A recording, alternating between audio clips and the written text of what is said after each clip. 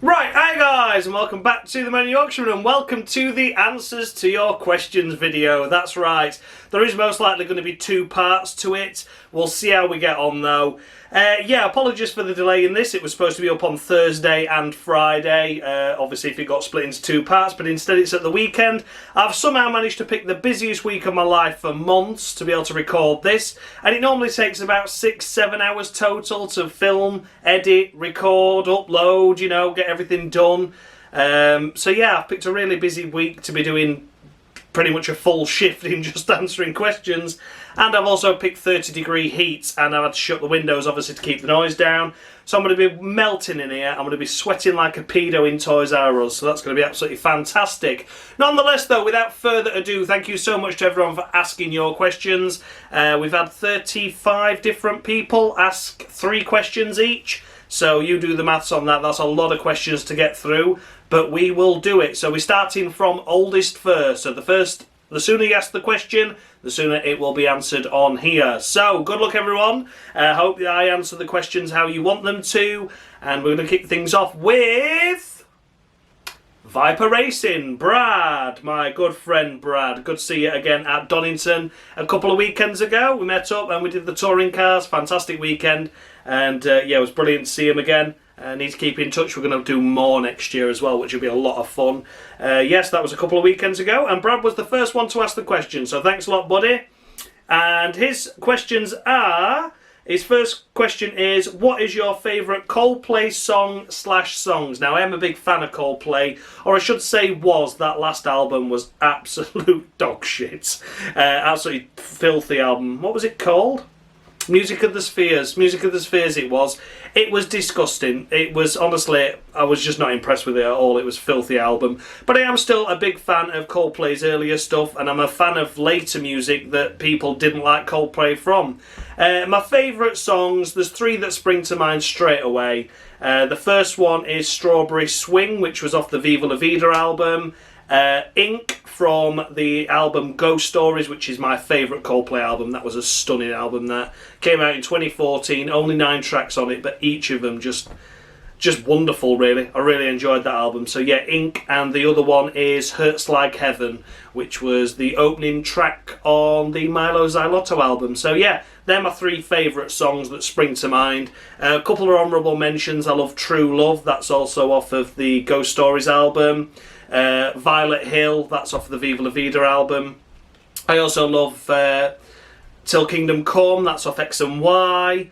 God Put a Smile on Your Face, off of God Put a Smile Rush Your Blood to the Head album, I should say, sorry. And Parachutes, what did I like off there? Everything's Not Lost. Don't Panic was a fantastic song as well. So yeah, there's plenty of them. You might not know all of those songs because very few of those were actual singles that were played on the radio. The majority of them were album tracks, and I always find that album tracks are just stunning.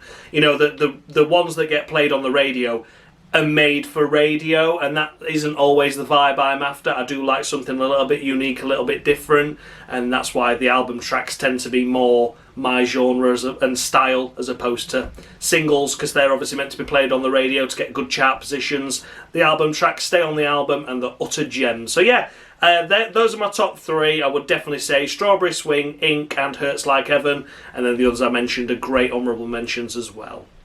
His second question is, what's your opinion on racing games these days? Are they getting better or worse? They're getting worse. Without a shadow of a doubt, racing games are getting worse, because even those style of games are just all tailored now to multiplayer. Everything's just multiplayer, multiplayer, multiplayer. There's no single player career modes these days, or if they are, they're very loose, they're very slim, thin on the ground, rushed and put together quite basically. There's not much to them, no depth anymore. I think the last great racing game, and I've always gone to this, and this is my ultimate racing game ever, is Race Driver Grid on the PlayStation 3. It was just an absolute peach of a game. It had the finest balance between the career mode and your individual player, building the ranks up from having a broken Ford Mustang to being able to get enough budget to repair that, to build it, to race it, to get enough money in the pot to buy another car, to enter another category, so on and so forth. And you climbed up the ladder, and then in the end your team was a 2-car team. You had a teammate that you had to employ and pay for, and then you went into and entered Le Mans. You could do anything. It was an absolutely stunning game that had a fantastic single player career if you didn't fancy playing online with all the idiots. And then the online was just so easy. 12 cars, maximum of 12 cars. It was grid reversals, so if you won the first race, you were started at the back for the second. If you finished mid-pack, you started mid-pack. It just worked like that. 3 race formats, so it was like a basic championship. You had 3 or 5 races, long championships, depending on the lobbies, and you all stayed in that lobby together, and then the points counted up at the end, and you won the championship in that quick format. It was a phenomenal effort. There were no stupid penalties for contact and for cutting corners and things, which, yeah, did get a little bit annoying when you wanted to play fairly, but if someone were playing dirty, you played dirty back. It was a stupendous game, and I was really sad when the servers shut down for that. So yeah, racing games are getting a lot worse now because they're just tailoring everything to online, and the online formats don't really work because they're trying to incur these stupid penalties where you'll cut a corner because you're trying to avoid a spinning car and you'll get an illegal overtake, and it just frustrates you. There's nothing you can do about it. You lose positions, you get a penalty. It's just wrong. So yeah, they're definitely getting worse. And the third question that he asks is, most valuable model of car / F1 car you own and would never sell? Well, I would never sell any of my collection, really, to be honest with you. If times did get really hard and I did have to sell a few, then I'd sell some of the cheaper ones that I could buy back at a later date. As for rarity, in terms of Formula 1, I've got a couple that spring to mind straight away, which is the 2015 Romain Grosjean Lotus podium from the Belgium Grand Prix. That was a model that was made and discontinued before it got put onto sale, but the model was made and I was able to get a cheeky model of it. Of course, I know my supplier really well, and some of the models were shipped out. And then they were told, can you bring them back, please? Because we haven't actually got the licensing to do it. And I managed to pick it up. I mean, it was scarcely limited edition anyway. I think it was limited to only about 300. And as far as we're aware, there was only around 20 of those escaped. So I wouldn't really know what price to put on that, but that one is a valuable model. And the other one, for the same reason, is the André Lotterer Caterham in Spark. Spark made the 2014 Caterhams. André Lotterer did funnily enough, the Belgium Grand Prix again, that he completed all of 2 laps in before his car broke down. That one, again, got discontinued because they didn't have the licensing to have André Lotterer's name on the model or to have his helmet design, but some of them slipped through the net. I was able to pick one of those up. That one was actually really lucky. I picked that up in Germany at Hockenheim, at a stall that was there when I was away racing. That's where I picked that one up from, and that one was like ridiculously rare, and I saw it and I knew I wanted it, but I knew it had been discontinued, but this guy had it for €85. I weren't turning it down. So those are my 2 rarest F1 ones. I wouldn't know really what to put a price on those, because I think it would just literally be whatever someone wants to pay, they'll pay for it. And then the overall rarest model of all time that I do own for a fact is the Stephen Kane Motorbase 1/18 scale BMW 3 Series of the British Touring Car Championship from 2010. There was only 3 of those ever made, and that is how many were made, and I have one of those. I bought it with my 18th birthday money off of eBay for £325. Now that sounds like a ridiculous amount of money, but when there's only 3 of them, I've got one of them. His teammate, Matt Jackson, who was in the same team that year, there was only 2 of him made. And I do know one bloke that's got it, because he contacted me to ask if I would sell him the Stephen Kane, and I contacted him and said, no, I don't want to sell my Stephen Kane, but I would like to buy the Matt Jackson. And we, of course, never came to any agreement to sell or swap either. So, yeah, I do know one person that has got one of the Matt Jacksons out of the 2. I don't know anyone else that's got the other Matt Jackson or the other Stephen Kanes, but that is definitely by far the rarest model I own that was made, created and produced with just that limited number. It wasn't as if 30 were made and the others all got destroyed or something. No, only 3 were ever made. I've got one of the 3, so there you go. Thanks for your questions, Brad. The next one comes from Matthew de Souza, a good friend of mine, was the main reason why the Cruel Room series got going again. He was the scoreboard person for that first series when I came back during the lockdown days. Raced him in the ERL, an all-round top guy. Matthew D'Souza asked, when did you start becoming such a motorsport enthusiast? For his first question. Well, I've always been absolutely enthralled in motorsport in any way, shape or form. My mum and dad were big fans of Formula 1 from when I was born. They used to get up nice and early to watch the Australian Grand Prix and things like that. So I probably watched my first Formula 1 race from days old. And then when it came to adapting and actually getting involved in like touring cars and things like that, when I started supporting the touring cars, I went to the NEC show at Autosport back when it was good in Birmingham, and I met Jason Plato there and had a picture with him. I was only about 11 or 12 at the time, and his brand new Seat Leon was there ready for the 2006 season. Of course I knew Jason Plato from Fifth Gear and things like that back in the day, so I knew him more of a telly icon as opposed to a motorsport icon. I also got the 2000 VHS of the British touring cars and one on the Auto Trader stand at a local fair many moons ago. Well, funnily enough, in the 2001 year that we used to do at a park nearby, and that had the 2000 review. Watched that to death. So I knew Jason Plato from that, but I knew him more of like a TV personality. And yeah, a really good guy, had a really good chat. And I says, oh, I'll support you this season. How do I watch you? And it was back in the day where it used to be the first two races were on ITV1 as highlights, and then the third race was live for the final day. So yeah, that's how I got into it. So started watching British touring cars full time from 2006. Never looked back.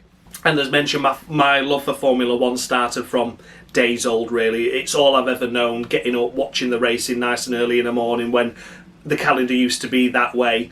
And yeah, it's all I've ever known. So yeah, good question, Matty. And then he also asks, which F1 point system do you like the most? So obviously he's referring to the either 10, 6, 4, 3, 2, 1, was it? Back in the early days where the top 6 scored points. Or the 2003 one, which was 10, 8, 6, 5, 4, 3, 2, 1, or the current system now, which is 25, 18, etc. For me personally, I would say the 2003 era, because I think it's more suited now to how we've got the cars racing this time around. You know, top 8, I think, should score points. The fact that you've got 20 cars on the grid back in those days that you did have, and only, you know, half the field are scoring points now, aren't there? And there's such a big deficit between first and second, which I don't really like, to be honest, because, you know, you could have all the luck in the world and still only come second fiddle, but the gap always extends itself so drastically with a win, which I suppose in some respects is fine, but a 7-point gap, and then there's only 3 to second and third, and only 3 to third and fourth, and only 2 third to fourth. Third to fourth, yeah, only 2 points gap there. Only 2 points fifth to sixth. There's just such a big gap, and if someone else's race goes really wrong and they only finish fourth but you finish second, you've only gained 6 points back, and you're still losing out on a point if you just won first and second. So yeah, for me personally, I would go for the 2003 system, which is 10, 8, 6, 5, 4, 3, 2, 1. Keeps it closer. Only 8 cars can score points, which makes it more of a skill, especially this day and age when we're back down to 20 cars again. And yeah, that will be my favourite point system. Next one we have Ewokjr, the guy that won my giveaway for 1,000 subscribers. Good to see you back in the comments, buddy. He has 3 questions. What's your top 5 video games that aren't racing related? They can be anything. Top 5 racing games that aren't racing top 5 games that aren't racing related. Let me have a think. Top 5. What am I playing at the moment? Well, to be honest, I'm just playing racing games. To be honest, I think I'm going to have to go back to way back when I was in my youth of like first discovering online gaming, and when I had the PlayStation 3, because I played Battlefield 2 a hell of a lot. I would love to revisit that game at some point, but I'm pretty sure the servers will be shut down now. But that was a fantastic game. I absolutely love Battlefield 2 online with my friends. That was a good balance as well. It had a good story mode, good campaign. So that was a great game. I would definitely put that up there. Other games that I'm playing at the moment, Simpsons Hit and Run is an absolutely stupendous game. The best game for PlayStation 2 ever, and the best Simpsons game ever. Doesn't quite come under racing, but you do have to drive. But there's missions and quests and stuff that involve you jumping around and things. And that was just a fantastically fun game.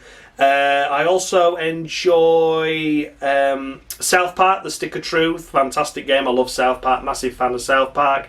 That's on the PS4 and 360, if I remember rightly, or is it PS3? Can't quite remember, but I have had it, and it was a great game. Other games as well. What else should we give? The Getaway. The Getaway on PlayStation 2. An incredible game. Again, that involves driving, but it's real-life cars in London. You can nick a Rover 75, you can nick a London taxi, you can nick a Route Master bus, you can nick an ambulance, a police car, you can do all sorts. It's an incredible game, that. The Getaway. A fantastic story mode to it, single player only. A really in-depth story mode. I remember everyone being blown away when it first came out and you could shoot the beer cans that were stacked up in the warehouse and the beer leaked out of them. It was a big, big thing. It was a fantastic game. Really, really good game. Is that 4 of them? And then the 5th one, I would probably have to go for Super Mario Bros. On the Wii. That was a really good one. Really enjoyed Super Mario Bros. On the Wii. I've got the Wii here, actually. I'm looking at it now, so I use that as a little bit of inspiration. But yeah, all those games I would highly recommend. There's a lot more besides as well. I just need to put a bit more thought to it. Next question is, I assume you're a Top Gear fan? Of course I am. Of course I am. What is your favourite episode? Mine is the campervan one. The campervan one is a fantastic one. I absolutely love that. If I were to go into the first ever Top Gear that I remember as a kid and falling in love with it, was the £100 car challenge back in like 2003, 2004, where James bought the Audi, Richard had the Rover, and Jeremy had the Volvo. That was a fantastic episode, and Jeremy only paid £1 for that Volvo because it was back in the day where you had to pay to get your car scrapped rather than them giving you scrap money. It was a weird time, that. So yeah, he only paid £1 for it because the guy was already like £200 up because someone had to pay £200 to scrap the car. So it was all pure profit at that point. Yeah, it was absolutely a fantastic episode, that, and it just shows you how far life has moved on and how the world's changed now, where you can't get a car for an MOT less than £1,000 really. And I know inflation and everything from 20 years ago till now will have played a part, but realistically looking now, inflation has gone up, yeah, but you should, in theory, still get a decent car for about 500 quid according to that philosophy, but now it's not possible. You can get a car for £1,000 with an MOT, probably a dodgy one. You're probably buying it from Birmingham or Bradford, and yeah, it's probably going to be an absolute wreck. So realistically, to get a decent car with an MOT that's trustworthy, that's got good service history and from somewhere reputable, you're probably looking at a minimum of £2,000. So I do miss them days because there's a lot of shit old cars that I would just love to own, but unfortunately everything's got a price now, even the shit old ones that no one wants. I wanted to try and buy a Rover City Rover because I just think no one's saving them, and I think I need to get one before they die out. I can't get one for less than £1,500, and it's wrecked. I wouldn't pay £1,500 for a wreck, but that's what I've got to pay, so there you go. But yeah, that one's my favourite episode ever. My first one that I remember, but the campervan one is a special one as well. Finally, have you ever been to Huddersfield or anywhere else in West Yorkshire? Just curious. Huddersfield I have been to once, and the only reason I went to Huddersfield once was because the mighty Matiz, had to go in for a recall, and the only Chevrolet dealer around us at the time, the closest one, was in Huddersfield. The brake servo, there was something wrong with that, so they had to change that. So I dropped it off there, had a day in Huddersfield, had a wander around. They gave me a call about 3 o'clock. I went and picked it up and then brought it back home. So that's the only time I've ever knowingly been in Huddersfield to visit. I've no doubt driven through it a couple of times, but I don't think I've stopped. Tell a lie, I am lying now. I have been to the Huddersfield Parish, the parish in Huddersfield, which is a music venue which is upstairs in a restaurant. It holds about 150 capacity. Absolutely fantastic venue, but it is very much on the outskirts of Huddersfield. You come off the big dual carriageway, turn left into a car park, and it's there on your left as you walk down the road. So I didn't go into Huddersfield itself, I just went there to the venue. So maybe you know the parish if you're local to there. Fantastic venue. Get your send down there. There's some good acts coming up. I think Tom Smith's there in December, if I remember rightly. Pet Needs are there in November. I'll be there for them. So yeah, check them out. Huddersfield Parish, fantastic music venue. You'll love it. Next question we come to is from Helen Ballinger. Thanks, Helen. Regular viewer and commenter. Always love to see it in the comments. Oh God, I'm coughing. I'm getting hot in here as well now, so I apologise if I am sweating. Let's have a look. Yes, please make this an annual thing to the Q&As. Absolutely, I will. No problem at all. I enjoy doing them. They do take up a bit of time, but I do enjoy doing them. So, we've ended up talking about Asian food, Italian food, and sweet food. But if you could have a go-to meal, what would it be? If it was a go-to meal, I would have to have spare ribs. I absolutely love spare ribs with barbecue sauce, and I know they're messy, and I know you have to eat them with your fingers, and you get sauce all over your mouth. You look like your 3-year-old again, but I absolutely love spare ribs. That would be my go-to all the time. It would be spare ribs with a jacket tatey covered in butter. That would be my go-to, because you need some on the side. You can't just eat ribs on its own, and a jacket potato is absolutely fantastic to go with it. Complements it well. I wouldn't go for chips, you know, I'm not an animal. But yeah, a big rack of spare ribs and a jacket potato would be delicious. Next question. She only asked 2 questions, but the second question from Ellen is quite an open question, so give me as much or as little detail as you wish. What is most important to you in life? So, well, it is a very very in-depth question, that, in some respects, but I'm always open and honest with you guys. The most important thing for me in life is just to be happy, you know. I've been able to do some incredible things over my time. I spent 6 years in motorsport. I did most of Europe there. I've been able to work at Doncaster Airport before that closed down. I've had a life there. I've met some amazing people there. I'm now caring for my nana course. That's my job full time at the minute. And yeah, you know, I love music. I go to loads of music gigs. I go to loads of festivals. I'm lucky to have met a group of friends there, the lifelong friends through that. And yeah, the main key to thing is just be happy. You know, just honestly, just enjoy yourself. Don't be fucking worrying about shit you're seeing on the news, because it don't matter.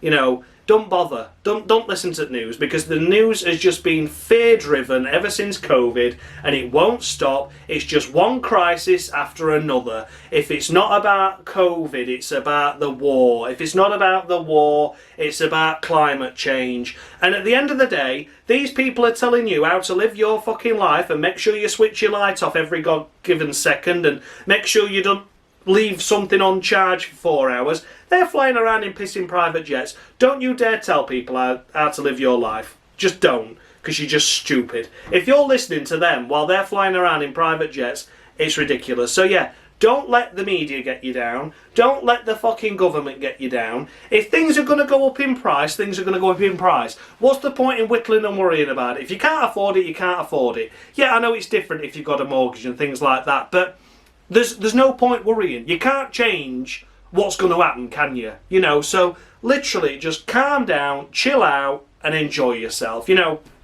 of course I am saying that from a privileged position where I haven't got many bills, thankfully. You know, I am still living with my parents, and I have a luxury of that. But at the end of the day, if I can't afford things, I won't do them. But I look forward to the things I can, you know, and just honestly, just don't listen to all the shit, is all I'm going to say. Don't get caught up about things that don't affect you. Just live your life. And it's not being selfish, it's about looking after yourself. You know, if something affects you, it affects you, but don't let them ram shit down your throat, constantly telling you that you must be scared of this, or you must do this, or you must be told to do that. Don't listen. Don't listen to any of it. Switch it all off. My life has been so much better since switching the news off. And that is just in a mental state. You know, I don't worry about shit anymore. Whether I'm worrying about it because they're doing it, or they're threatening that something's going to happen, or whatever, I've just stopped completely. I don't look at the news. I've turned all the news off on my devices. Social media, as soon as I see one news article, I come off it. You know, I don't look for that. So yeah, I would say the main thing in life, I've kind of gone off topic there, Alan, sorry. But the main thing in life is just make sure that you're happy with how you're going. You know, there's no set time scale for things. Don't worry if your friends are going out and getting married, or getting engaged, or going on these luxury holidays abroad every 6 months or whatever, or buying a house. If you're not at that stage yet, you're not at that stage yet. There's no time frame on life. Life's short, you know. I'm nearly 30. I've realistically got a good 40 years left in me, if it goes well. So that means I'm pretty much halfway through it. I don't know, I might be dead tomorrow. But you've got to just live your life for now. You know, don't let anyone else worry You know, don't live up and exceed or try and live up to anyone else's expectations. There's no set goal in life. You do what you need to do to get through, but most importantly, you do what you need to do to enjoy yourself. And if that means you go out every Saturday night and you get pissed, go out and get pissed. You know, it doesn't matter. If you spend 40 quid on a taxi every night to get you sent home, so be it. Enjoy yourself. You know, we're only here once, and let's not be a dick to each other. Let's not, let's not just dick about. Why are people like just hating on each other? And like, there's just no need for any of it. Just listen. Just switch off the news. Stop all that bollocks. Just do what you enjoy doing. You know, there's no set time frame on things. You enjoy yourself. If you do decide you want to settle down, then you'll do it and settle down in your own time with someone that's ready to settle down at their own time as well. Don't rush into things. That's the main thing. Just enjoy yourself. And yeah, apologies that went off a bit on topic there, but yeah, that's what I do. That's how I live by. I just live by. I do what I want to do when I want to do it, and I don't answer to anybody, and I just enjoy myself. Apologies, that seems like a really dark way of doing it, but I'm not trying to be dark at all. I'm just trying to be, you know, encouraging to people. Just go out and fucking do it, regardless of what them knobheads are saying. You know, knobheads that are running fucking country. Anyway, next question we come to Scott Barnes. Nice to see you once again, Scott. As always, regular commenters. This is why I love the Q&As. You get people that you know, get regular commenters. You get the ones that come and comment for these specific videos. It's great. So let's try and go through Scott's questions then. The first question, do you think Dave deserved the title on the last All Seasons episode? Well, Dave. Dave's a great guy. I absolutely love Dave to pieces. You all know my thoughts on Dave. He's a main instrumental part of the Cruel Room series, doing the Latifi of the Week skits for me. And yeah, Dave's a great guy. The All Seasons I've been a massive fan of since episode 1. It's only recently that I've got so busy in life I've ended up falling behind, but I did catch up with that last season, Scott. And yeah, a little bit scripted now, aren't they, Dave? They're a little bit scripted. I think he set the difficulty to a little bit too easy in that final season, and has to make it look somewhat dramatic. That's what I would say. But that's not against Dave in any way, shape or form for that. He has to make an entertaining series, and that's what he's done, so fair play to him for that. I absolutely enjoy it. I love at the end of every season finale where, of course, we get Cockney Dave comes back. So, yeah, Dave does what Dave does. Dave has never done anything else. Again, a guy that doesn't follow the algorithm of YouTube. He puts a video up because he wants to put it up. If he says it's dancing around with naked girls on ponies, he's going to put that in the title, you know. Just a great guy. Just a great guy. So yeah, if you've never seen Dave, go check him out. But I think a lot of my subscribers have come from Dave or vice versa. So we all know Dave. We all love Dave. And the All Seasons is a fantastic series. It really is. Second question. What's been your biggest moment in life that made you laugh the most? Oh God, I have had plenty of belly laughs in my time, let me tell you. I am a sucker for a good laugh, me. You know me, I'm always one for up for a joke. Is there any that really just jump out and spring to mind? Is there any that I can actually tell you? Can I tell you about the... Oh, I don't know if I can tell you about the Amsterdam one. I don't know. I don't know if I can. No, I think the video will get removed from that. It wasn't bad. Didn't involve me either. I'd just like to point that out. I've said Amsterdam now, but no, that one was a very good one. I might have to do that as an unlisted video and leave a link below, because if I put it public, I think it'll get taken down. Yeah, that was a good one. So what else have we done? We've had plenty of laughs in motorsport. Yeah, to be honest, everything's an adventure with me, and I always aim to go and have the best time possible. And I've had some fantastic laughs with all different variations of people. I've had some amazing laughs with my guys that I'm friends with in the music scene, friends from Doncaster College, friends from motorsport, friends from Donny Airport, friends from school.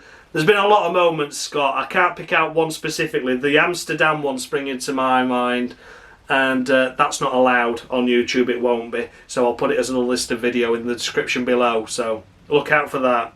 His third and final question comes, and it's regarding commentaries of the BTCC, and he says, out of these three commentators, what do you think of them, and who would you like in the BTC commentary box alongside Tim Harvey? So all these three have previously been alongside Tim Harvey. So you've got Ben Edwards, David Addison, or Toby Moody. Now, Ben Edwards was the first commentator of the British touring cars when I started watching, of course, back in 2006. Fantastic commentator and does fantastically well in the Formula 1 scene now. That's where he's gone. That's why he's no longer doing the British touring cars. He does that for Channel 4. An incredible job there he does as well. He also used to do the F1 reviews for years. For years and years he did those. From like 2000 onwards, I think it was. He was the main lead commentator of the race highlights in those. Fantastic commentator. He would be my go-to to have back for definite, Ben Edwards, but I think that's based more on nostalgia. David Addison, he's the guy we've currently got alongside Tim Harvey, and he's a fantastic commentator as well. Some of the things he comes out with during his commentary, like, oh, he's on him like a fat pigeon on a chip. Oh, he's off like a stab rat. You know, he's like a rat up a drain pipe. He uses all these terminologies and analogies that you wouldn't really stick in racing, but because the touring car action is so fast and frantic, it works. And he's a really good commentator. He came from GTs, wasn't he? He was always doing the GTs for years, British GTs. He still does a lot of the online YouTube stuff as well. So when you see race series live streaming their events on YouTube as opposed to being on telly, and more often than not, it'll be David Addison doing them, obviously from a commentary box based in the UK somewhere, not always at the circuits. But David Addison, fantastic contributor. He's a great asset to touring cars now. My overall favourite would still be Ben Edwards, but David Addison is absolutely fantastic. Toby Moody, we only had him for that 1 year, didn't we, in the interim of having Ben Edwards and before we brought David Addison in full time. Toby Moody came in, and he came from bikes, didn't he? I can't remember if it was the British Superbikes or maybe even the MotoGP. But he came in and he was a good commentator for that year, but I don't think his commentary style quite fitted the nature of the touring cars, I must say. But that's not a criticism against him whatsoever, because I used to watch the bikes. I just can't remember what series he was from, and he was fantastic in that. I think it was British Superbike, or World Superbikes now. I don't think it was MotoGP, but nonetheless, a great commentator in his own right. I just think that Ben Edwards and David Addison were more suited to the British touring car style of the racing and things. But yeah, Toby Moody, great guy. That first season, I must remember when the Golf had the oil leak, or was it was it one of the motor-based cars? Went through the gravel at Paddock Hill Bend and dumped all his oil at Graham Hill Bend at the next corner, and all these cars were just going off. And he's like, "Oh, there's six cars off, and here comes Otto Cole right round like a record, baby!" And that he went spinning off, and that was a great commentary style by him. So yeah, I do like all three, but I would love to see Ben Edwards back. The next question comes from Will. Will F1, of course. You'll always see Will F1 in the comments multiple times every day. And yeah, great guy. Thanks so much for all your support, buddy. And his questions are, which F1 drivers from the 2000 and early 2010s do you think are the most underrated and deserved a lot more success? Now, the first one that springs to mind instantly in terms of early 2010s, Jean-Eric Vergne. I think Jean-Eric Vergne had a lot left on the table in his Formula 1 career, but unfortunately Max Verstappen came along and was promptly dropped from that Toro Rosso seat. I would have loved to have seen him end up somewhere else like Sauber, or I know Sauber was struggling at the time, of course, but yeah, for me, Jean-Eric Vergne is the one that springs to mind straight away as unfinished business. I wish he could have got out of that Red Bull contract sooner, got himself into a solid midfield team, could have ended up at Lotus, things like that. He'd have been perfect asset for someone like Lotus in that 2015, 2016 era when it turned into Renault. I think it'd have been a fantastic asset there, but unfortunately, Maldonado money, of course, took that second seat, and then it was Jolyon Palmer money that took the second seat once again when it turned to Renault. So yeah, that would be the standout. If we're going to go for 2000s, missed opportunity has to be Juan Pablo Montoya. I think he was incredibly unlucky in his first ever year in Formula 1 in 2001. How many races did he lead in that first half of the season? And he had an engine failure, took out by Jos Verstappen in the Arrows after he lapped him.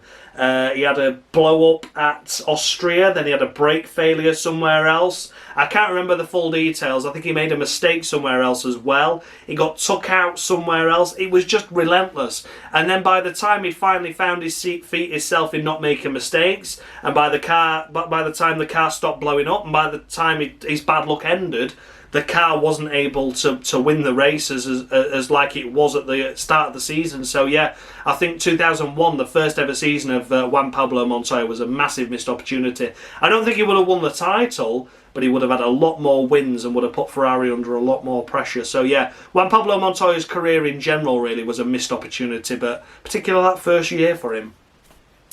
The question number 2 was, do you think that Cyril the Meatball was better than what we gave him credit for, as Renault started to get podiums before he left? Yes and no. I've got to be honest, I think he had a ruthless attitude, and sometimes that can work, but I don't think it was working in the case of Renault. Yeah, the car started to get podiums, but I think that was more as a result of the car being good and the drivers previously under-delivering before Ricciardo finally found his feet. Yes, he was, of course, key to the element of getting Daniel Ricciardo in that car, of course, and also making sure that Red Bull didn't have any Renault engines going forward, and they had to sign with Honda a year earlier than what they previously wanted. But yeah, I do think, you know, the Drive to Survive series gave him that asset of like a bad man, a bad guy kind of attitude, and I don't think it was all bad, but I certainly think he ran a ruthless ship, which is certainly what you need in a professional multi-million pound industry. But I think sometimes he was over the limit. But yeah, I would say he was an asset to the team, but I think his time had come. I would say I think it ran its course. Number 3 says, what advice do you have for the Huckster on how to improve his driving so he doesn't need to crash to win championships or force Matt off track to beat him in ERL? Forcing Matt off track, that's Matthew D'Souza, who already previously answered the question, for those that don't know. So, what advice do you have for the Huckster on improving his driving style? I think at the end of the day, you've got to look at Dave's YouTube channel. And ERL runs on the most current game, you know, the Elite Racing League that he races in, that Matt races in. It runs on the most current game, so that would be F1 23. But then you look at the All Seasons Career Mode, and Dave has just left F1 21 and he's just started F1 22. Every single game has a completely different driving style and a completely different driving mode, has completely different setups, has completely different feel on cold tyres, hot tyres, warm tyres, the curbs are different. And I think that the fact that Dave is switching between the games, you know, one day he'll be, you know, like sat over the weekend, he'll be recording an All Seasons episode, and then on Monday is racing in the ARL on a different game. And of course, there's no time in between, you know. Dave, I'm sure, is a busy guy and won't have the time to practice in between, but so he goes into that session and what does he have? 10 minutes of practice before the start qualifying? So he's really learning as he goes. So qualifying's all a learning session. Sometimes he goes quicker, sometimes he overdrives, so goes slower after his first time lapped. Then you see him in the first race, of course, the race off the line. Cold tyres, cold brakes, often misses his braking points in the early phases of the race. And then as the race wars on, he gets more comfortable and he builds and he builds, and he actually has some good pace at the end. He does have consistent pace, enough where had he had the pace like that at the start of the race, it could have been beating MK. He wouldn't have to do as many lunges on people to try and stay ahead of them or to overtake them, because he'd probably already be ahead. And yeah, that's the way I would see it mainly. Also, just brush up on his tyre strategies, you know. It might be worth just having a look and just thinking, look, I don't want to start on the softest compound all the time. If he starts on the medium, he always has options then. You start on the medium, you can think, how's the tyre wear going? Do I need to make it a 2-stop? And if he needs to make it a 2-stop from there, it can go soft. And then, of course, when you get to the stage where you think, well, these tyres are lasting longer than I thought, brilliant, no problem. I'll extend these mediums out as good as I can till my pace starts to drop off, then pick the hards. And then if anything else goes wrong in the race, I've got the hard tyres, I'm fine. You know, that will then see him to the end comfortably. It's just all about judging that tyre wear. So yeah, maybe sometimes he pits twice and doesn't necessarily need to, if he just started on a different compounded tyre to start with. And then, like I said, just in between games, I think he finds his feet at the end of the ERL, and his race pace is quite good and his racing style is quite natural to him. But then he'll go and do an All Seasons Career Mode on a different game and it just all ebbs away. So yeah, that'd be my thoughts for Dave. Just, you know, practice, brush up on your strategies, and make sure you get some practice in before you go into the ERL on the current game, of course. Next question is from Josh K. He says, "Hi mate, hope you're well. I'm good, thank you, buddy. My question is, if you went on a night out with 3 celebrities, dead or alive, who would they be? Where would you go? And who out of the 4 of you will be most pissed at the end of the night?" Right, 3 celebrities, dead or alive, to go out with. I'm not sure, to be honest with you. 3 celebrities, I don't really know. I mean, to be honest, I'd like to go out with some comedians, actually. I think Peter Kay, Lee Mack and Carl Pilkington. Those 3 people are fantastic comedy styles. You've got one that's really dry on humour in terms of Carl Pilkington. You've got, of course, Peter Kay that does the observational comedy. Is very much, you know, remember when you did this on Sky Plus and things like that. And then Lee Mack, you've got the ability for quick-wittedness and just the quick fire in there, you know, a double entendre thrown in there, you know, things like that. That would be a fantastic lineup. Three different comedians, and we'd have a great time, we'd have a great laugh, and I would just say Lee Mack would end up the most pissed, definitely. In terms of night out, I think it'd have to be Manchester. I think Manchester would be a fantastic place for a night out. I've done a couple of days out there before, and they've been fantastic. Last train home job is. A nights out, I'm sure, will just be as good. Failing that, Birmingham as well. Birmingham is a cracking night out. I must do another night out there again. So yeah, 3 celebrities, dead or alive. I would choose Carl Pilkington, Lee Mack and Peter Kay. And where would you go? I'd go to Birmingham, or I would go to Manchester. And who out of the 4 will be most pissed? Lee Mack. I would definitely say Lee Mack would like to get quite sozzled. Next one comes from Will again, and he says, question 4, because fuck your rules. When are you going to do an F1 98 Go Cows GP special with Dave and a race on F1 Career Challenge? Never is the answer to that. I don't think that's ever been planned, and I don't think we'll ever get round to doing it. I mean, how would we do it? I'd have to go to Dave's, wouldn't I? You can't do that online, so that'd be a bit weird. Yeah, I don't think that'd ever happen. Sorry, Will, but I don't think it would. Then we come to Aiden Gill. Now, Aiden Gill, of course, is my good friend from the airport, Doncaster Airport. And yeah, he's a subscriber to the channel. And he says, literally anything down below, which obviously was referring to my, when I said in the Q&A video, ask your questions down below. That's what I was referring to. And he says, so how big is it? Well, I asked this with Alex last year, Alex Roby 76.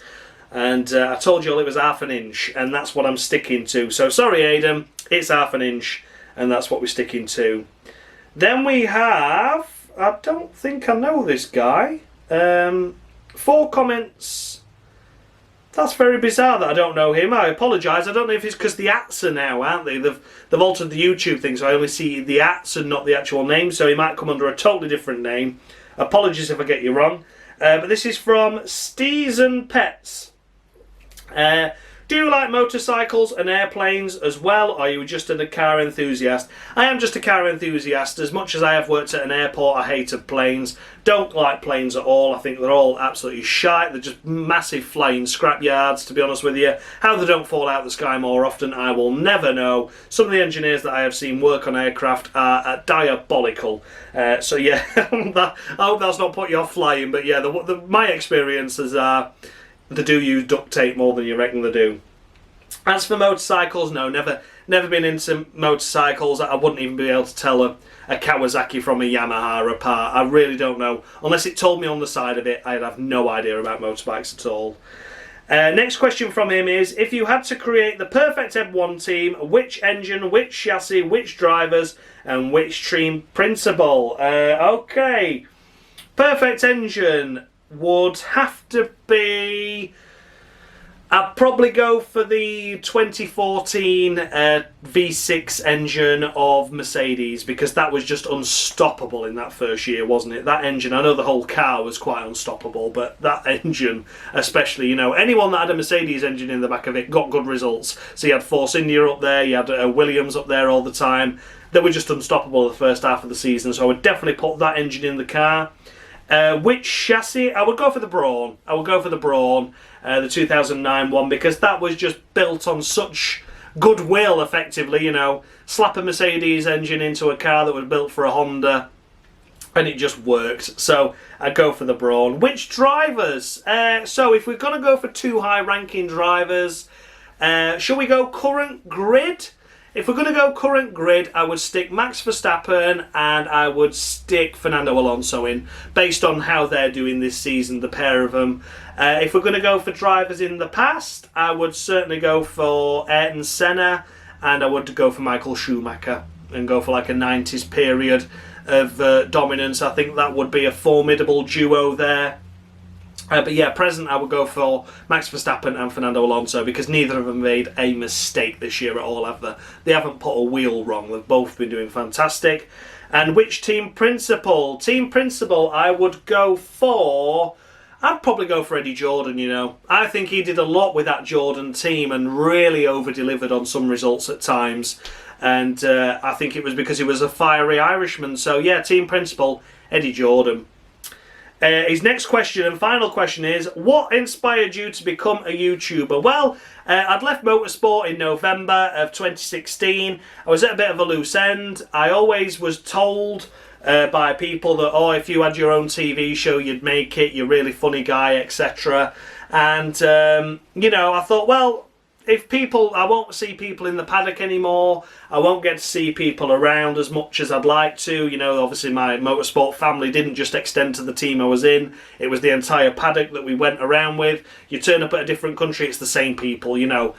So I thought I'd create the YouTube channel for them as well as for me, to keep in touch, keep in contact.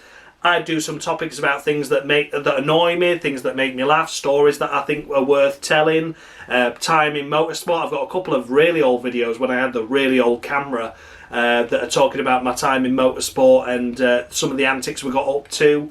And yeah, I just did it for that mainly, to keep in touch with people. But as it were, it ended up like really blowing up when I did the Cruel Wall series in 2017, which were literally about 12 A4 pieces of paper stuck together. And I just draw some lines on it and I scored people, and that series did ridiculously well. I had less than 50 subscribers when I did the first episode of the Cruel Wall, and what inspired me to do the Cruel Wall was I was watching an old Top Gear where they had the Cool Wall, where they used to put the cars in cool and uncool, and it was all a bit of a laugh and a joke and no one took it seriously. Oh well, Clarkson, this car would be cool but you own one, so it's uncool, you know. And that was the ethos for it. I mean, obviously it was scoring points as opposed to putting things on the wall, but I just wanted to make it fun and entertaining. And some people understood it, some people didn't, but that took me well over 100 subscribers, like almost instantly. I think by round 4 I was up to about 120 subscribers, and it just kept going up. The view count was ridiculous. I mean, I was a channel with, like, at one point, 125 subscribers. The videos were getting 400 views. I mean, I'm only getting that now on some videos, you know, so it was a crazy year, that, and I really enjoyed it, and I didn't really want to do that to become a YouTuber, just to make people laugh, because I always had an opinion about things, and I thought, well, I can have an opinion about Formula 1, a few of my mates will see it, have a laugh, and it just spiralled into something else, and I've kept it up, got this fantastic fan base now with people that comment regular. I've got people that come in every now and again into the comment sections, and they're always welcome, there's always new people joining, and I just think it's a nice little family we've got going here. It's really nice that people can have chats in their own comment sections as well, you know. Sometimes I can go, I've got 34 notifications and none of them are for me. It's people chatting in the comments, and that's what it's all about. It's a fantastic atmosphere. So yeah, that's what inspired me to become YouTube. To become a YouTuber was basically just to keep in touch with friends that I wouldn't see, because some of them, of course, lived in other countries, and keep in touch with those, as well as pass a little bit of time as well, make a few people laugh, and it kind of just spiraled from there, really. So, yeah, good question, that. KDF1, he's asked me 5 questions, so do I ask 5 or do I answer just the 3? I'll do the 5, because the first one is, why are you such a see you next Tuesday? Well, I can't help it, can I? Second question is, what got you into Formula 1? I think I already answered that previously, which was all about the fact that my parents were into Formula 1 as I was born. I'd have probably watched my first F1 race at days old. Formula 1 is all I've ever known, and it was always a Sunday morning thing when we used to get up in the early hours really enjoyed getting up in the morning. It felt like a special event, you know, when the Australian Grand Prix used to be on at like 4 in the morning or something. Getting up and watching it was always exciting as a kid, and yeah, it was just that really. So I've always known it from my parents. Which car wouldn't you be seen dead in? I would not get in a Nissan Juke, I can tell you that for free. Nissan Juke, no go at all. I would not be seen dead in it. If that was the only car that could take me somewhere, or I'd walk, I would walk. I would not go into a Nissan Juke at all. Awful things. Question 4, because fuck your rules and your personal time. Why did you fix the results of your F1 2020 Lola career mode? Now, I don't know where this has come from, because I genuinely didn't script any of that. There was none of that with the scripted. Yeah, I used flashbacks at times, don't get me wrong, when I made some massive fuck-ups for no good reason. And my editing skills weren't that fantastic back then, especially when it was involving gaming content rather than just me sat here and I could edit my own mistakes out now. I didn't quite get the overlays quite right, so sometimes the video jumped backwards or forwards. And maybe that's what I was referring to. It looks a bit set up like that. But no, I never fixed any of the results. I mean, you look at such as Paul Ricard, where all the cars came into the pits after we had a safety car. Like, how did I know that was going to happen? Like, I didn't plan for that, and ended up getting a podium that race. So, yeah, the Lola career mode wasn't scripted in any way, shape or form. And the racing happened as it happened. You know, I might have been a bit aggressive in some overtakes and some moves in races. Just because I was probably getting a bit frustrated that cars were overtaking me, because the car was obviously dog shit in the first few races. But I mean, it had some really good moments in that made the F1 2020 game look really good, and it was probably my most favourite one on the PS4 platform, because I remember at Baku I had an entire front wing failure. I'd glanced the wall at Baku coming out that final like corner as you go around the right-hander to go then down the main straight, the long start finish straight. And I tagged the wall, but the wing didn't sustain any more damage. It was already damaged. Didn't sustain any more damage. And then as I was going down the straight, the entire front wing actually failed and came up and got stuck on the halo briefly. And it came up in the corner of the screen red, and I'd not made any contact with anything else. So I'd never seen anything like that before, and that was a really cool moment, that. So, yeah, it wasn't scripted. I don't know where you've got that from, but I honestly don't know. Yeah, like I said, my editing skills weren't that fantastic. Yeah, I did use a couple of flashbacks here and there because I'd made a silly mistake or took someone out and I shouldn't have done. But yeah, it wasn't scripted. And then question 5, because fuck your rules again. Who would you rather be stuck on a desert island with, Lance Stroll or Dave with TB the Bear? I would sooner do Dave on the premise that I got to bury TB the Bear in the sand or throw it into the sea. But I definitely wouldn't be seen dead with Lance Stroll.